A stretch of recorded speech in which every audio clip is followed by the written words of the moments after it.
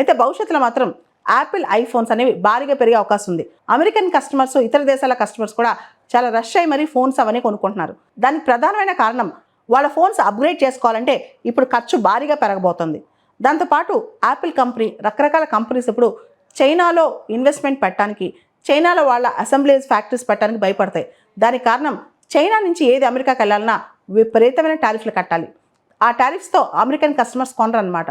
కాబట్టి ఇండియాకి ఇది ఒక అడ్వాంటేజ్ అయ్యే అవకాశం ఉంది. ఎందుకంటే 125% ఎక్కడ, 26% ఎక్కడ? భారతదేశం నుంచి ప్రతి సంవత్సరం దాదాపు 8 to 9 million smart phones export అవుతాయి. దానిలో మెజారిటీ యాపిల్ కంపెనీవే.